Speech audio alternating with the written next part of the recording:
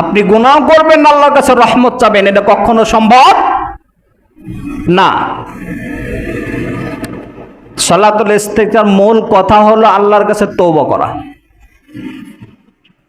এমন ভাবে ফাঁকা ময়দানে উপস্থিত হওয়ার জন্য শূন্য সাধারণভাবে। কারণ আমি অপরাধী, আমি অপরাধ করেছি আল্লাহর দরবারে, আল্লাহর কাছে ক্ষমা চাওয়ার জন্য যাব। কেন ক্ষমা করবে আল্লাহ তাআলা?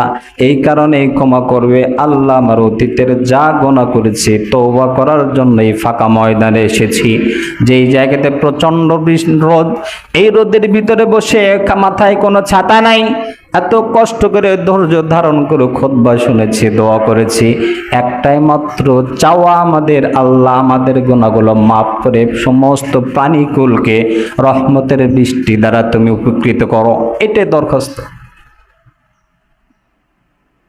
অনেকেই বলে, আজকে বলছে একজন, হুজুর এত কষ্ট করে বৃষ্টির জন্য দোয়া করলেন, অথচ বৃষ্টিগুলো নাম না, রোদ দেশার বেশি দেয়। আল্লাহ রহমত তো দেবেন, কিন্তু আমাদের সমাজ থেকে এই গুনাহের কাজগুলো থেকে ফিরে আসতে হবে। যেই সমাজের বড় থেকে ছোট সমস্ত উপর পর্যায়ে থেকে নিচু পর্যায়ের ক্ষমতাধর যারা আছে, রাষ্ট্র থেকে শুরু করে, বিশেষ করে ওই সমস্ত রাষ্ট্রে আল্লাহ তাআলা গজব দেয় যে রাষ্ট্রপ্রধান থেকে শুরু করে দুর্নীতিতে জড়িত থাকে। আমাদের বাংলাদেশের অবস্থা এখন একদম রাষ্ট্রপ্রধান থেকে শুরু করে অফিসের কেরানি পর্যন্ত, এলাকার ওয়ার্ড মেম্বার, সাধারণ যে কি বলে ডেকে আরে চৌকিদার, গ্রাম পুলিশ, এই পর্যন্ত দুর্নীতিতে জড়িত। দুর্নীতির ফেরার কোনো সুযোগ নাই। আলেম ওলামারা দোয়া করে কপাল ঘা করে ফেললেও আল্লাহর রহমতের দূরে জোশ খাচ্ছে না। আল্লাহ আমাদেরকে বুঝদান করেন, সবাই বলেন আমিন, জোরে বলেন আমিন। এই জন্য বলছিলাম,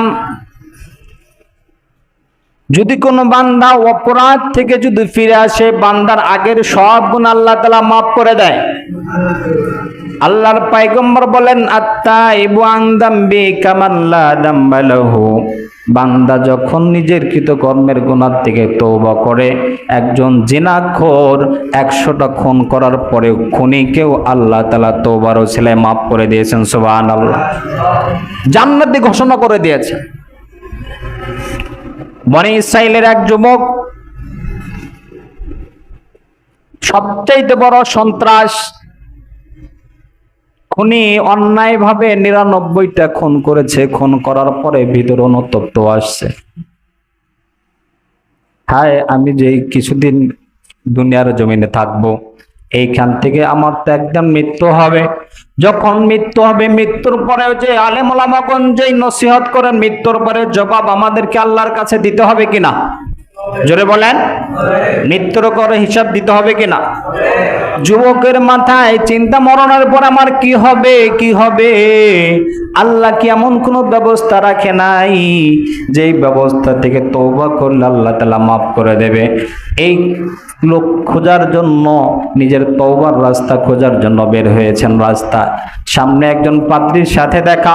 পাদ্রীকে জিজ্ঞাসা করেছে, আমি 99টা খুন করেছি, যেই খুনগুলোর কোনো অন্যায়ভাবে খুন করেছি, তাদের কোনো অপরাধ ছিল না, আমাকে ক্ষমার কোনো ব্যবস্থা আছে কিনা? আল্লাহ আমাকে মাফ করবে কিনা?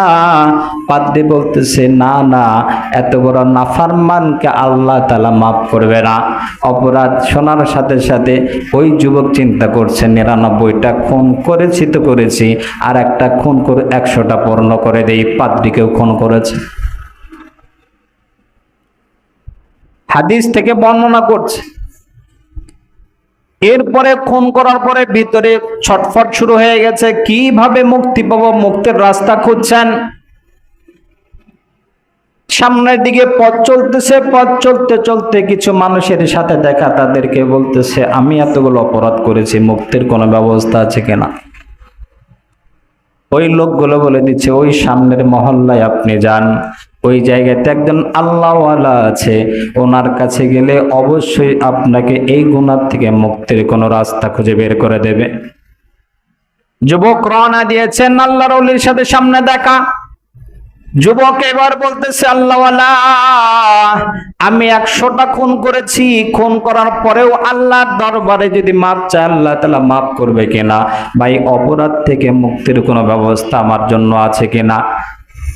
আল্লাহওয়ালা বলতেছে, শোনো, তুমি যেই পরিমাণ খুন করো না কেন, তোমার গুনাহ যদি পাহাড় পরিমাণ হয়, আল্লাহ তাআলার দয়ার রহমত আকাশ পরিমাণ। তুমি যেই পরিমাণ অন্যায় করবা তার চেয়ে ক্ষমার পরিমাণ আল্লাহর সবচেয়ে বেশি। তুমি শুধু আল্লাহর কাছে তওবা করো, আল্লাহ তাআলা তোমার জীবনের সমস্ত গুনাহগুলো মাফ করে দেবে। তবে একটা কথা মনে রেখো, তুমি যেই মহল্লায় থাকো ওই মহল্লায় আর ফিরে যাওয়া যাবে না। কেন?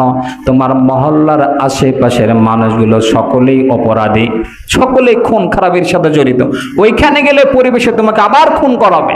ওই মহল্লায় যাওয়া দরকার নাই, এই সামনে মহল্লা যেটা আছে এখানেই থাকো, ওই মহল্লায় চলে যাও। নিজের গুনাহ থেকে অনুতপ্ত হয়ে, গুনাহ থেকে কবরের চিন্তা মাথায় আসার কারণে তিনি ওই মহল্লার দিকে রওনা দিয়েছেন। কিছু দূর যাওয়ার পরে মালাকুল মউত সামনে হাজির। মালাকুল মউত সালাম দিয়েছেন, কোথায় যাও? ওই মহল্লায় যাই আর যাওয়া যাবে না, এখান থেকে তোমার জান কবজ করার সময় এসে গেছে, আল্লাহ তাআলার হুকুম এটা।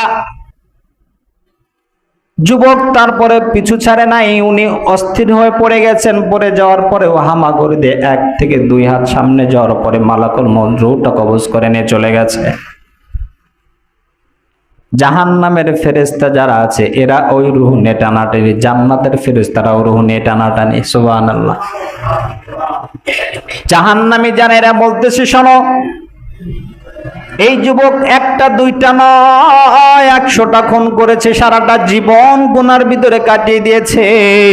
যেই বান্দা গুনার ভিতরে কাটায় ওই বান্দাকে আল্লাহ তাআলা জাহান্নামে দেবেন, আল্লাহ তাআলার বিধান। ফেরেশতা যারা জান্নাতের থেকে যারা আসে এরা বলতেছে, শোনো, ওই বান্দা তওবা করেছে, তওবা করার জন্য তো যাচ্ছে সামনের দিকে।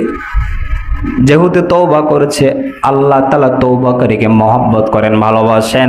আল্লাহ তাআলা বান্দার গুনাহ মাফ করে দিয়েছে। যার গুনাহ মাফ হয় তাকে আল্লাহ তাআলা জান্নাত দেয়। সুবহানাল্লাহ।